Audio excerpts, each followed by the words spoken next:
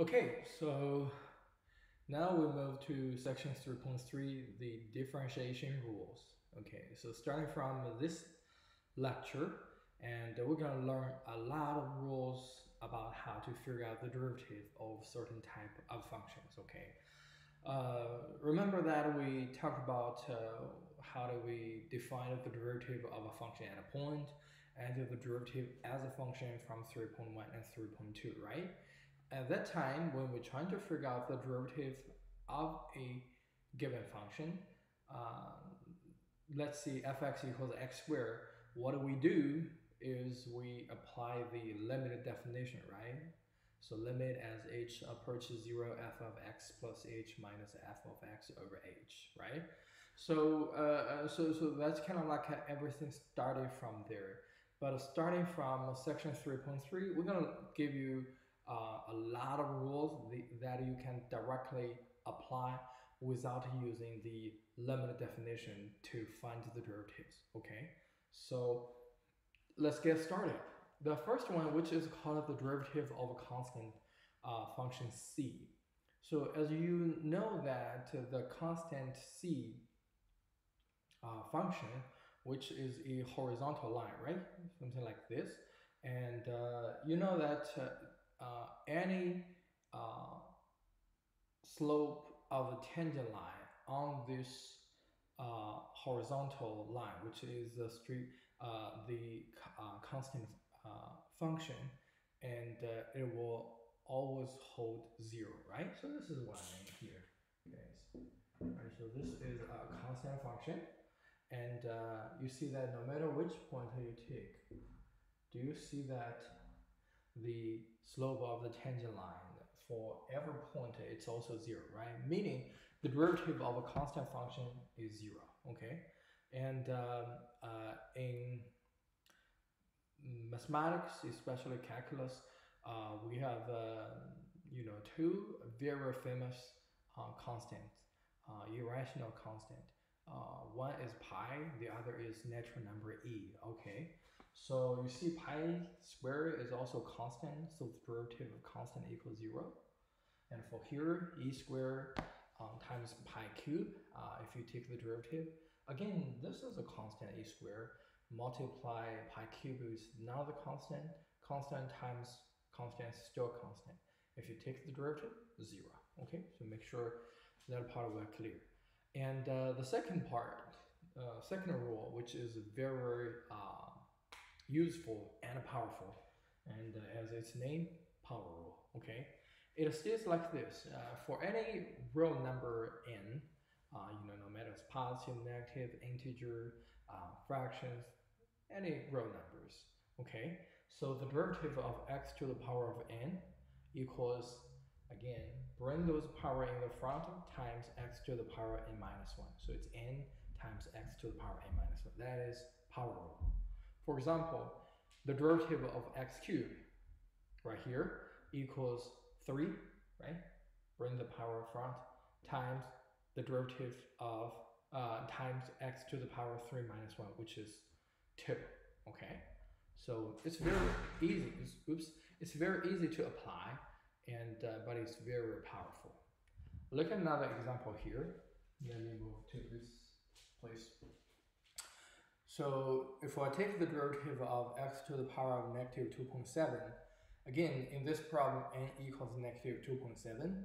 So follow the power rule, is bring that negative 2.7 front times x to the power of to negative 2.7 minus 1. That are going to give us is negative 3.7. Okay, so the answer is going to be negative 2.7 times x to the power of negative 3.7. So as you can see that the power rule is very easy to apply. Okay, so derivative of x to the power of n equals n times x to the power of n minus 1. As you remember from 3.2, when we talk about one example, right, we use a limit definition to calculate out the derivative of x squared. Right now, we can use our power rule. We can immediately get the answer, which is 2x, right? Also, before we move forward, I would like to let you to think about it. What is the derivative of x? Um, and the answer is 1. Why is 1? Well, you think about into this. X can be rewrite into x to the power of 1, right? So, we can also apply the power rule. They're going to give us is 1 times x to the power of 1 minus 1, which is 1 times x to the power of 0. And any number raised to the power of 0 equals 1. So our answer is 1. Okay, so the derivative of x, okay, is 1. Okay, so that's the constant function derivative is 0 and the power rule. Okay, that's the first two rules. And now let's move on to look at another three ones. So the third rule, which is called as a constant multiple rule. What it says is if there is a constant, multiply your function and you're taking derivative of this whole piece, and you can always take the constant outside, okay, and then time the derivative of that function. So, for example, if we try to figure out the derivative of 2x squared, and the 2 is a constant, we can bring the constant out, times the derivative of x squared, which we already know that based on the power as 2x. So 2 times 2x give us is 4x. Okay, so this is called the constant multiple rule. All right. Number 4 is called the sum and difference rule. It basically says that if you are taking, the derivative of the summation of two functions or the difference of two functions, and that's gonna equal the sum of the derivative or difference of the derivative. This part, as you recall from the limit, like sections in chapter 2, so limit of sum equals sum of the limit, right? It's exactly the same thing because when we take the derivative, basically the origin of the derivative is in the limit format, right? So we can link there the derivative of the sum equals sum of the derivative. Same thing for the difference, okay? So for example, if I'm looking for 3x cubed plus 4x and I'm taking the derivative, derivative of the sum equals sum of the derivative. So it equals the derivative of 3x cubed plus the derivative of 4x. And since this is a constant, we can use the constant multiple rule, we just learned here, bring the constant out, and then apply our power rule to handle that. Derivative of x cubed equals 3x squared. Derivative of x equals 1, right, as we just discussed. So put all the pieces together, we get is 9x squared plus 4. Okay, so again, derivative of sum equals sum of the derivative. The derivative of difference equals the difference of the derivative. Okay. Now last one, the derivative of the natural exponential function e to the power of x, very magical result. It's itself.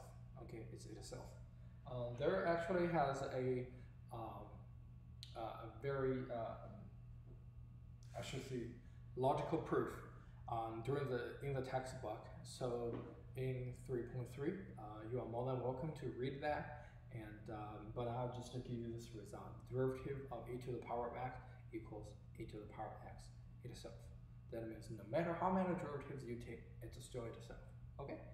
So this is the first part of section 3.3, and we will move on to introduce what we call the product rule and quotient rule, and the high order derivatives in the second part of this section. Okay, so I'll stop here.